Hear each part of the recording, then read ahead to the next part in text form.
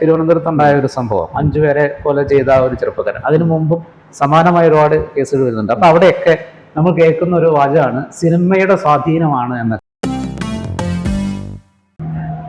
നമസ്കാരം, വാർത്താ ലൈവ് ഇന്ന് ഒരു അതിഥിയെ പരിചയപ്പെടുത്തുകയാണ്.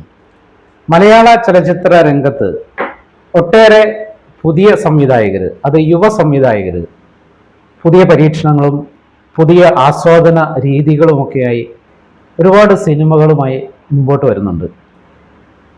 ന്യൂ ജനറേഷൻ എന്നൊക്കെ നമുക്ക് പറയാമെങ്കിലും അവരുടെ ചിന്താഗതിയിൽ ഒരുപാട് മാറ്റങ്ങളുണ്ട്. പ്രേക്ഷകർ എന്താഗ്രഹിക്കുന്നോ അതിനപ്പുറം കൊടുക്കാൻ പറ്റുന്ന രീതിയിൽ നവീന ആശയങ്ങളുമായിട്ടാണ് ഇപ്പോഴത്തെ മിക്ക യുവ സംവിധായകരും രംഗത്തെത്തുന്നത്.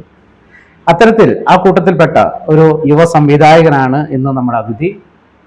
പരീക്ഷണ സിനിമകൾ എന്നതിനപ്പുറം സിനിമയിൽ പരീക്ഷണങ്ങൾ നടത്താൻ തൻ്റെ ഇടം കാണിച്ചിട്ടുള്ള, ഇതിനോടകം 2-3 സിനിമകൾ പൂർത്തിയാക്കി കഴിഞ്ഞ ശ്രീ അഭിലാഷ് എസ് ആണ് നമ്മോടൊപ്പം ഉള്ളത്. നമസ്കാരം. നമസ്കാരം. ശ്രീ അഭിലാഷ്, ഇപ്പോൾ 3 സിനിമകൾ പൂർത്തിയാക്കി എന്നാണ് പറഞ്ഞത് അല്ലേ? ആദ്യ സിനിമ ഏത് വർഷമായിരുന്നു? 2015. ഏതായിരുന്നു സിനിമ? 113 സിനിമ. ആന്തോളജി ആയിരുന്നു. അപ്പൊ ഈ 2015 വരെ എന്ത് ചെയ്യുകയായിരുന്നു? 15 വരെ ഞാൻ ഷോർട്ട് ഫിലിംസ് ചെയ്താണ് തുടങ്ങുന്നത്. 2008, 2009 സമയം മുതൽ ഷോർട്ട് ഫിലിമുകൾ ചെയ്യാൻ തുടങ്ങി. അപ്പൊ അങ്ങനെ കുറെ ഒരു 7 ഷോർട്ട് ഫിലിമുകൾ ആ സമയത്ത് ചെയ്തു. ആ ഷോർട്ട് ഫിലിമുകൾ കുറച്ച് ഫെസ്റ്റിവലുകളിലൊക്കെ പോയി അവാർഡുകളൊക്കെ കിട്ടി. നമുക്കൊരു ബേസ് വേണമല്ലോ, ചെയ്ത് പഠിക്കുക എന്നുള്ളൊരു ലക്ഷ്യം ഉണ്ടായിരുന്നു. ഷോർട്ട് ഫിലിംസ് ഒരു കളരിയായിട്ടാ കണ്ടത് അല്ലേ? അപ്പൊ ശരിക്കും അധ്യാപകനാണ്. സ്കൂളിൽ നിന്നാണ് ഈ പരിപാടികളെല്ലാം തുടങ്ങിയത്. ഓക്കെ. ചെറുപ്പം മുതലേ ഈ രംഗവുമായിട്ട് കൂടുതലോട് വളരെ നേരത്തെ തന്നെ, ചെറിയ കുട്ടിയായിരിക്കുന്ന കാലം പോലെ തന്നെ സിനിമയോട് താല്പര്യം ഉണ്ടായിരുന്നു. നമ്മുടെ നാട്ടിൽ തന്നെ ഒരു ഫിലിം സൊസൈറ്റിയും അതിന്റെ പ്രവർത്തനങ്ങളും ഒക്കെ ആയിട്ട് വളരെ സജീവമായിട്ട് നമ്മൾ ഇടപെട്ടിട്ടുണ്ട്. ആ സമയത്ത് നമുക്ക് വീടിനടുത്ത് തന്നെയായിരുന്നു. ഒരുപാട് ഈ ഫിലിം സൊസൈറ്റികളുടെ ഭാഗമായിട്ട്, അവരുടെ സ്ക്രീനിങ്ങിന്റെ ഭാഗമായിട്ട് കുറെ പഴയ കാലത്തെ ക്ലാസിക് സിനിമകളൊക്കെ കാണാൻ അങ്ങനെയുള്ള അവസരങ്ങളൊക്കെ ഉണ്ടായിരുന്നു. ലൈബ്രറി ആയിട്ടൊക്കെ വളരെ സജീവമായിട്ട് ഇടപെട്ട് കാര്യങ്ങളൊക്കെ ആയിട്ട്. അപ്പൊ അങ്ങനെയാണെങ്കിൽ ആദ്യത്തെ ഷോർട്ട് ഫിലിം ഏത് വയസ്സിൽ ചെയ്തതെന്ന് ചോദിക്കുന്നതിൽ തെറ്റില്ലല്ലോ. ഷോർട്ട് ഫിലിം ചെയ്തതൊക്കെ ശരിക്കും 29 വയസ്സൊക്കെ ആയിരുന്നു. അപ്പൊ അതുവരെ ആഗ്രഹം ഉള്ളിൽ ഒതുക്കി ഇങ്ങനെ നടക്കുക. കാരണം ഈ ഷോർട്ട് ഫിലിം ചെയ്യാന്ന് പറയുന്നത് അപ്പോഴത്തേക്കൊക്കെയാണല്ലോ ഇതിന്റെ ഒരു ഈ നമുക്ക് നാട്ടിൽ ഈ ടെക്നോളജിയൊക്കെ വളരെ ഈസിലി അവൈലബിൾ എന്നുള്ള രീതിയിലേക്ക് എത്തുന്നത്. പിന്നെ നമുക്ക് അതിലേക്ക് കടന്നു പോകാനൊരു സാഹചര്യം കൂടി വരണമല്ലോ. കുടുംബത്തിന്റെ സപ്പോർട്ട് എങ്ങനെയായിരുന്നു ആ സമയത്ത്? ആദ്യഘട്ടത്തിലൊന്നും, കാരണം ഞാൻ കോളേജിൽ പോയതും പഠിച്ചതും ഒക്കെ തന്നെ ശരിക്കും സിനിമയുടെ ഒരു ലൈനിലേക്ക് തന്നെ, ഫിലിം ഇൻസ്റ്റിറ്റ്യൂട്ടിൽ എവിടെയെങ്കിലും പോകണം എന്നൊക്കെയുള്ള പ്ലാനിൽ തന്നെയായിരുന്നു. പക്ഷെ നമ്മുടെ നാട്ടിൽ അങ്ങനെയുള്ള ഒരു സിനിമ ബാക്ക്ഗ്രൗണ്ട് ഉള്ള ഒരാളോ അല്ലെങ്കിൽ കുടുംബത്തിലോ അങ്ങനെയൊന്നും ആരും ഇല്ലല്ലോ. അങ്ങനെയൊക്കെ വരുമ്പോൾ സ്വാഭാവികമായിട്ടും അവര് ഇതിനെ സപ്പോർട്ട് ചെയ്യാൻ മടിക്കും. പിന്നെ ഈ പറഞ്ഞ കുടുംബാംഗങ്ങൾക്കൊരു ചിന്താഗതി ഉണ്ടാവുമല്ലോ സിനിമ എന്ന മേഖലയിലേക്ക് വളരെ വലുതായി ആ ഒരു രീതിയിൽ കാണുന്നത്. കാരണം ജോലി ആ ഒരു രീതിയിൽ വളരെ സേഫ് ആയിട്ട് ജീവിക്കാൻ. അതെ. അപ്പൊ ഈ ഷോർട്ട് ഫിലിംസിനൊക്കെ ശേഷം ആദ്യ സിനിമയിലേക്ക് കിടക്കുമ്പോൾ അതിന്റെ കഥയും തിരക്കഥയൊക്കെ അഭിലാഷ് തന്നെയാണ്? ഓക്കെ. അത് എത്ര നാളുകൊണ്ട് തിരക്കഥ പൂർത്തിയാക്കി? തിരക്കഥ വളരെ, അത് പെട്ടെന്ന് വന്നൊരു പരിപാടിയായിരുന്നു. ഞങ്ങൾ അതിന് മുമ്പ് ഒരു വലിയ സിനിമ ചെയ്യാനുള്ള ഒരു പ്ലാനൊക്കെ ഇട്ട് അതിന്റെ സ്ക്രിപ്റ്റും പരിപാടിയൊക്കെ ആയിട്ട് ആർട്ടിസ്റ്റ് വാല്യൂ ഉള്ള ഒരു സിനിമ എന്നുള്ള രീതിയിൽ അതിന് നേരെ പോകുന്ന സമയത്ത് അതിന് ഒരു ഘട്ടത്തിൽ ഈ പ്രൊഡക്ഷൻ സൈഡിൽ നിന്ന് ഒരു പ്രശ്നം ഉണ്ടായി. കാരണം അവർക്ക് ഫണ്ടിന്റെ പ്രശ്നങ്ങൾ വന്നു.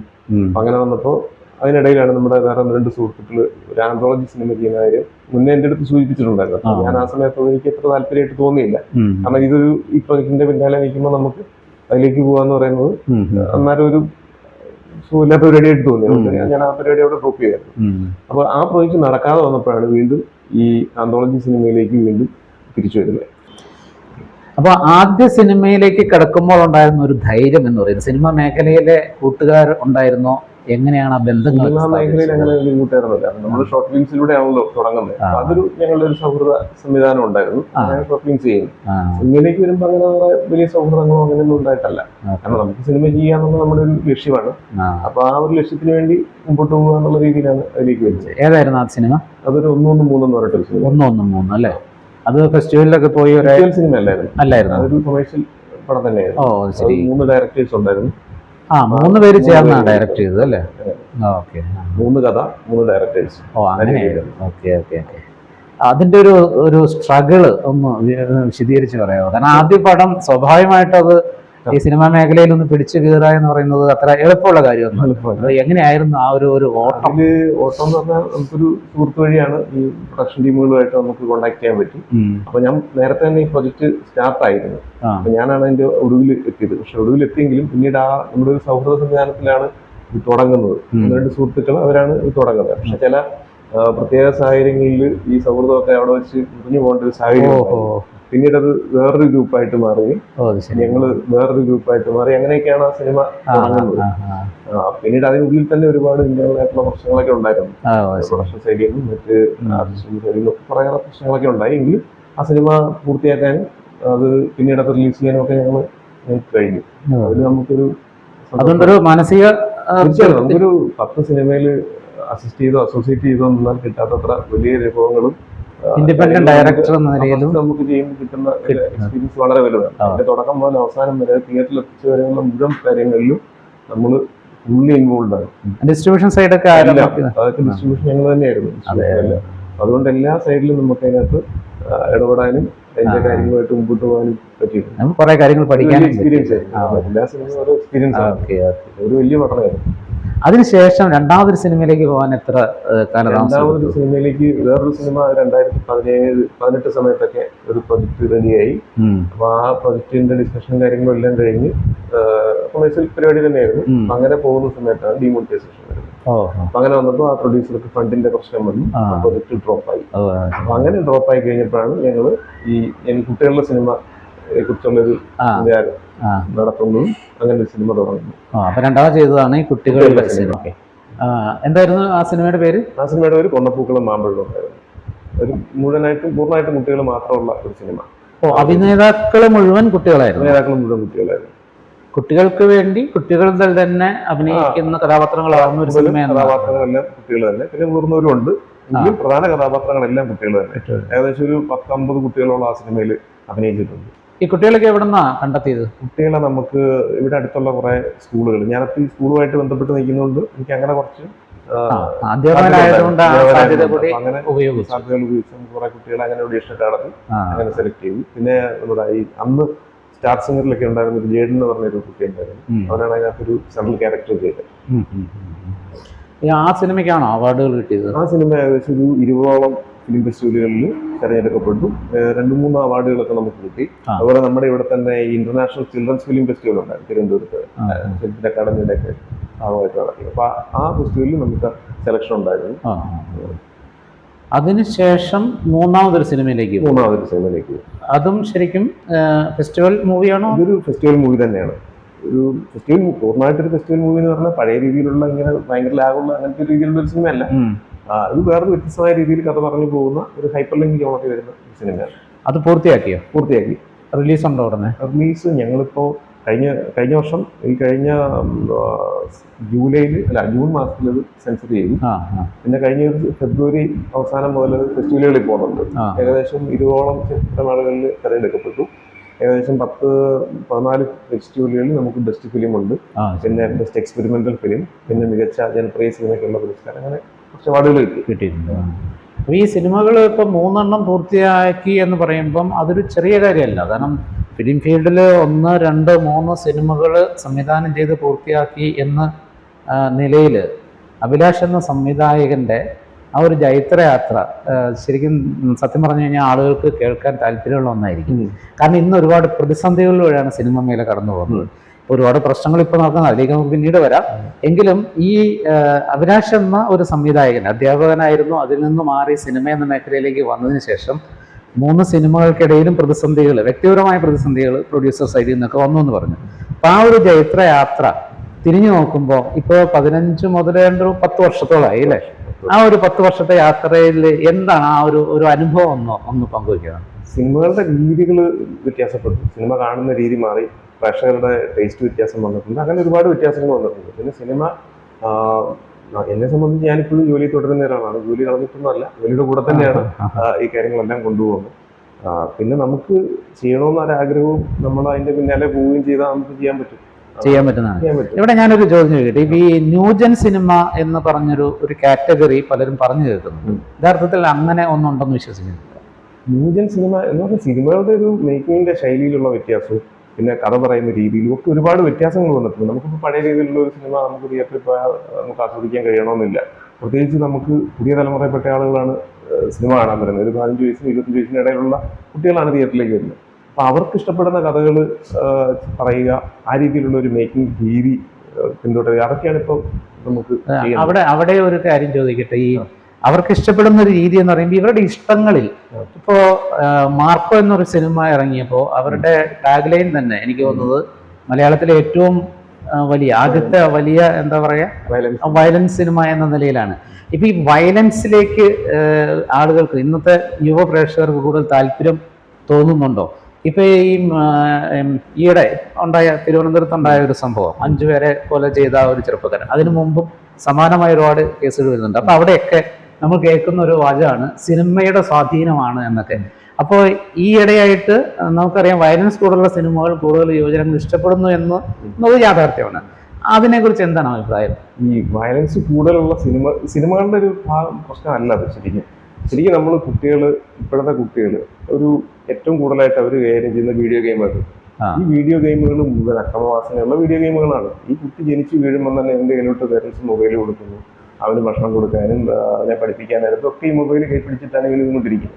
ഇതൊരു ഫ്രീ ഫയർ ഉൾപ്പെടെയുള്ള വലിയ ഗെയിമുകൾ, ഈ വീഡിയോ ഗെയിമുകൾ മുഴുവൻ തന്നെ ഈ അക്രമവാസന പ്രോത്സാഹിപ്പിക്കുന്ന സാധനമാണ്. അതിനകത്ത് പടപടെ ഷൂട്ട് ചെയ്ത് ഓരോരുത്തരെ കൊല്ലുന്ന രീതിയിലുള്ള വീഡിയോ ഗെയിമുകളാണ്, അല്ലെങ്കിൽ ചേസിന്റെ ഗെയിമുകളാണ്. ഇതാണ് കുട്ടികൾ കണ്ടു വളരുന്നത്. അതൊരിക്കലും ഒരു സിനിമ കണ്ടിട്ട് ഉണ്ടാകുന്നതല്ല. ഇത് ഗ്രാജുവലി അവന്റെ മനസ്സിന് ഇത്തരത്തിലുള്ള സംഗതികൾ ഇതൊരു സിനിമയിലൂടെ മാത്രം ഉണ്ടാകുന്നതല്ല. സമൂഹത്തിന്റെ പൊതു സ്വഭാവം ആ രീതിയിലേക്ക് മാറിക്കഴിഞ്ഞു. കാരണം നമ്മളൊക്കെ പഠിക്കുന്ന കാലത്ത് നമ്മൾ ലൈബ്രറി പോവും, പുസ്തകങ്ങൾ എടുക്കും, വായിക്കും, അങ്ങനെയൊക്കെയുള്ള ഒരു ടെൻഡൻസി ഉണ്ടായിരുന്നു. ഇപ്പൊ അതൊക്കെ പോയി. ഇപ്പൊ കുട്ടികളാരും പുസ്തകങ്ങൾ വായിക്കുന്നില്ല, ലൈബ്രറികളിൽ പോകുന്നില്ല. പിന്നെ ഈ നാട്ടിലുള്ള സൗഹൃദങ്ങൾ കുറഞ്ഞു. എല്ലാവരും ഈ പറയുന്ന സ്വന്തം പേഴ്സണൽ ഉള്ളിലേക്ക് ഒതുങ്ങി അവിടെ ഇരുന്ന് കാണുന്നതും കിട്ടുന്നതും ഈ സംഗതികളാണ്. കാരണം എല്ലാ സമയത്തും ഇവർ ഈ മൊബൈലിൽ ഗെയിം കളിക്കുന്നുണ്ട്. ഈ ഗെയിമുകളും മുഴുവൻ ഇത്തരം ഗെയിമുകളാണ്. അപ്പൊ ഇവന്റെ മനസ്സ് ആ ഒരു രീതിയിലേക്ക് മാറുന്നുണ്ട്. അതൊരു സിനിമ കൊണ്ടുണ്ടാകുന്നൊന്നുമല്ല, അത് ഈ സമൂഹത്തിന്റെ കാഴ്ചകൾ തന്നെയാണ് സിനിമയിലും വരുന്നത്. അതെ, അതുകൊണ്ടായിരിക്കാം ഒരുപക്ഷെ ഈ വയലൻസ് കൂടുതലുള്ള സിനിമ ഇപ്പൊ കൂടുതൽ സ്വീകരിക്കപ്പെടുന്നത്. ലോകത്തെല്ലായിടത്തും ഇപ്പം പുറയേന്ന് വരുന്ന സിനിമകളൊക്കെ ഇല്ലേ, ഇഷ്ടംപോലെ വയലൻസ് ഉള്ള സിനിമകളുണ്ട്. ആ സിനിമ കണ്ടിട്ട് കൊലപാതകം നടത്താനാണെങ്കിൽ അവിടെയൊക്കെ മനുഷ്യനും കാണുക, എല്ലാവരെയും കൊന്നുകളേണ്ട കാലം കഴിഞ്ഞു. അതായത് സിനിമ കണ്ടിട്ട് ജനങ്ങൾ വഴിതെറ്റി പോകുന്നതാണോ, ജനങ്ങൾ വഴിതെറ്റി പോകുന്നത് കണ്ട് അതിൽ നിന്ന് സിനിമ ഉണ്ടാക്കുന്നതാണോ യാഥാർത്ഥ്യം? ചുറ്റുവട്ടത്തുള്ള ലൈഫിൽ നിന്നാണല്ലോ സിനിമ ഉണ്ടാകുന്നത്. അപ്പൊ അതിൽ നമ്മുടെ ചുറ്റും കാണുന്ന കാഴ്ചകൾ ഇതൊക്കെ തന്നെയാണ്. അതിന്റെ ഒരു അടിസ്ഥാനം എന്ന് പറയുന്നത് ഈ രീതിയിൽ നമ്മുടെ സമൂഹം മാറിക്കഴിഞ്ഞു, മാറ്റപ്പെട്ടു. അതിന് പല കാരണങ്ങളുണ്ടാകും. അവിടെ ഞാൻ ഒരു കാര്യം കൂടി ചോദിക്കട്ടെ. ഈ യഥാർത്ഥത്തിൽ ഇവർ കുട്ടികൾ കണ്ടു വളർന്ന ആ വീഡിയോ ഗെയിംസിന്റെ ഒക്കെ ഒരു പശ്ചാത്തലത്തിൽ വയലൻസിനോട് അവർക്കൊരു ആഭിമുഖ്യമുണ്ട്, അത് സിനിമയിൽ പ്രതിഫലിക്കുന്നു, അവരത് ആസ്വദിക്കുന്നു. ആ സാഹചര്യത്തിൽ പോലും ഒരുപക്ഷെ കുറച്ചുകൂടെ പഴയ കാലത്തിലേക്ക് ചിന്തിച്ചു കഴിഞ്ഞാൽ വളരെ കാമ്പുള്ള കഥകളുള്ള മനോഹരമായ ചിത്രങ്ങൾ വിജയിച്ച ഒരു കാലഘട്ടം ഉണ്ടായിരുന്നു. അതിപ്പോൾ പറഞ്ഞു കഴിഞ്ഞാൽ അതൊരു പഴഞ്ചനാണെന്ന് പറയും. എങ്കിലും അത്തരത്തിലുള്ള സിനിമകൾക്ക് സാധ്യതയുണ്ടോ ഇനി? നമ്മൾ ആ കഥ പറയുന്ന രീതി അനുസരിച്ചിരിക്കും നമുക്ക് വരുന്ന പ്രേക്ഷകന് ഇഷ്ടപ്പെടുന്ന രീതിയിലുള്ള സിനിമ. കാരണം പണ്ടെന്ന് പറഞ്ഞാൽ ഈ കാണാനുള്ള അവസരങ്ങളില്ല.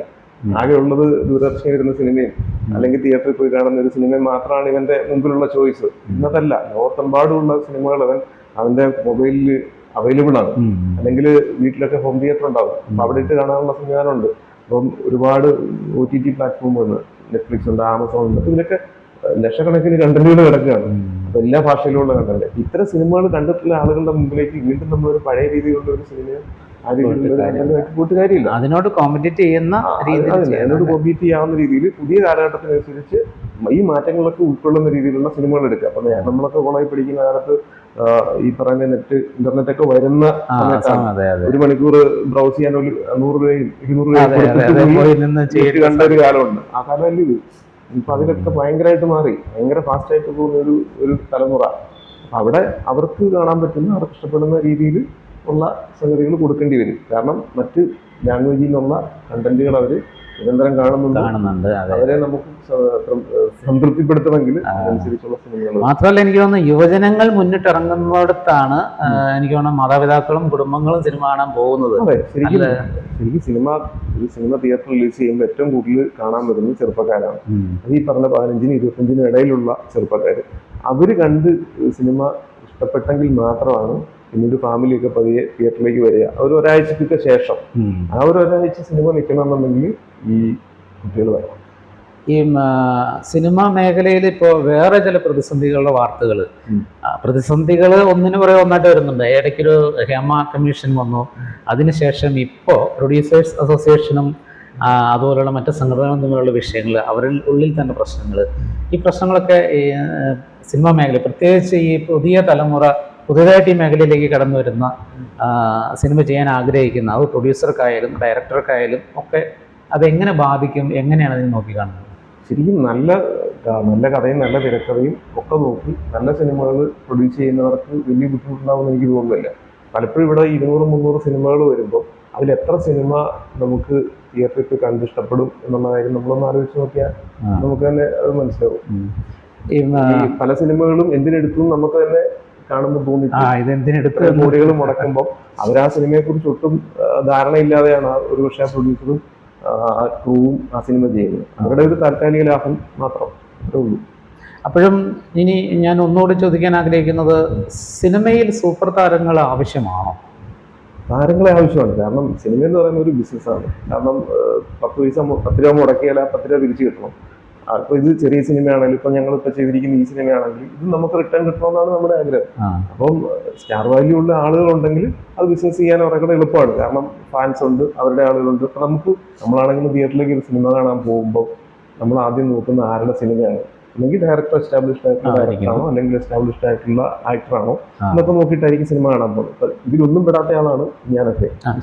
അവിടെയാണ് എനിക്ക് ശ്രീ അഭിലാഷിന്റെ ഒരു വാചകം എൻ്റെ ഓർമ്മയിൽ വന്നത്. അതായത് സ്റ്റാർസിനെ വെച്ചിരുന്നെങ്കിൽ, അതായത് അറിയപ്പെടുന്ന പോപ്പുലർ സ്റ്റാർസിനെ വെച്ചിരുന്നെങ്കിൽ എനിക്ക് ഈ സിനിമ ചെയ്യാൻ സാധിക്കില്ലായിരുന്നു എന്നൊരു അഭിപ്രായം പറഞ്ഞതായിട്ട് കേട്ടോ. അത് ഏത് സാഹചര്യത്തിലാണ്? കാരണം എന്താ വെച്ചാൽ ഇപ്പം ഈ സിനിമ നമ്മൾ കുറെ പ്രിവ്യൂ ഷോകൾ ഇപ്പം എറണാകുളത്ത് ഒരു ഷോ നടന്നിട്ടുണ്ടായിരുന്നു, തിരുവനന്തപുരത്ത് നടന്നിട്ടുണ്ട്. അപ്പോൾ അവിടെയൊക്കെ കണ്ട ആളുകൾ നല്ല അഭിപ്രായം പറഞ്ഞു, സിനിമ നന്നായിരുന്നു എന്നൊക്കെ പറഞ്ഞു. അപ്പോൾ അവർ പറഞ്ഞൊരു കാര്യം, ഈ സിനിമയിൽ കുറെ കൂടെ മെയിൻ സ്ട്രീമിലുള്ള വലിയ നടന്മാരാരെങ്കിലും ഉണ്ടായിരുന്നു ഈ സിനിമ വലിയ രീതിയിൽ ശ്രദ്ധിക്കപ്പെട്ടതിനെ, വലിയ രീതിയിൽ ബിസിനസ് ആയെന്നൊക്കെ പറഞ്ഞു. പക്ഷെ അങ്ങനെ വരുമ്പോൾ ഈ സിനിമ ഇങ്ങനെ ഈ രൂപത്തിൽ ഉണ്ടാകുകയില്ല. കാരണം ഇതിന്റെ ബഡ്ജറ്റ് വലുതാവും. അങ്ങനെ ബഡ്ജറ്റ് വലുതാകുകയും പിന്നെ ഈ ആർട്ടിസ്റ്റുകളൊക്കെ അവരുടേതായ രീതിയിൽ സ്ക്രിപ്റ്റിലൊക്കെ കൈകടത്തിലും ഒക്കെ നടത്തും. അപ്പൊ അങ്ങനെയൊക്കെ നടത്തി കഴിയുമ്പോൾ ഒരു പക്ഷേ ഇന്ന് കാണുന്ന ഈ രീതിയിലായിരിക്കും ഈ സിനിമ ഉണ്ടാകുക. ഈ സിനിമ അഡ്രസ് ഇല്ലാത്ത രീതിയിൽ ചിലപ്പോൾ ഒന്നും അല്ലാതെ പോകും. പക്ഷെ ഇപ്പൊ നമുക്ക് ഈ സിനിമയെ കുറിച്ച് നമുക്ക് എന്താ പറയുക, ഒരു കൃത്യമായ രീതിയിൽ നമ്മൾ ഉദ്ദേശിച്ച രീതിയിൽ തന്നെ ആ സിനിമ പൂർത്തിയാക്കാൻ പറ്റി. ആ ഉദ്ദേശിച്ച രീതിയിൽ തന്നെ അത് ആളുകളുടെ മുമ്പിൽ എത്തിക്കാൻ പറ്റുന്നുണ്ട്. അതാണ് ഈ അവസാനം ഇനിയിപ്പോൾ റിലീസ് ആകാൻ പോകുന്ന ആ സിനിമയെ കുറിച്ച്, അതിന്റെ പേര് കർത്താവ് കർമ്മം കർത്താവ് ക്രിയാകർമ്മം.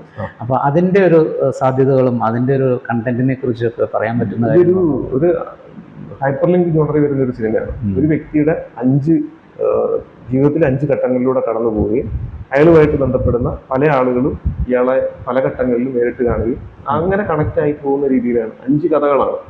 ഒരു വ്യക്തിയിലൂടെ തന്നെയാണ് ഈ 5 കഥകളും പോകുന്നത്. ഇതിനെ ഒരു അവസാനം ഒരു ഒറ്റ പോയിന്റിലേക്ക് കൊണ്ടുവരികയാണ്. ആ ഒരു രീതിയിലാണ് പോകുന്നത്. അപ്പൊ ഒരു കേന്ദ്ര കഥാപാത്രമുണ്ട്. കഥാപാത്രമുണ്ട്. ഈ 5 കഥകളിൽ ഈ കഥാപാത്രമുണ്ട്. ഇയാളുമായിട്ട് ചുറ്റിപ്പറ്റി നിൽക്കുന്ന ഈ മറ്റ് കഥാപാത്രങ്ങളൊക്കെ ഇയാളുമായിട്ട് പലയിടങ്ങളിലും കണക്ട് ആവുന്നു. 5 കഥയിൽ ഇവരൊക്കെ ഇടയ്ക്കിടയ്ക്ക് കയറി വരുന്നത് എനിക്ക് തോന്നുന്നു ഇതുവരെ കാണാത്ത ഒരു പ്രത്യേകത വരുന്നതാണ് അല്ലെ. എന്തായാലും പുതിയതായി റിലീസ് ചെയ്യാൻ പോകുന്ന കർത്താവ് ക്രിയാകർമ്മം എന്ന ചിത്രത്തിന് എല്ലാവിധ വിജയാശംസകളും നേരുകയാണ്. ഒപ്പം യുവ സംവിധായകൻ ശ്രീ അഭിലാഷ് എസിന്റെ വരുന്ന ഭാവി പ്രൊജക്റ്റുകൾക്കൊക്കെ വാർത്താ ലൈവിന്റെ സ്നേഹം നിറഞ്ഞ വിജയാശംസകൾ. നന്ദി, നമസ്കാരം.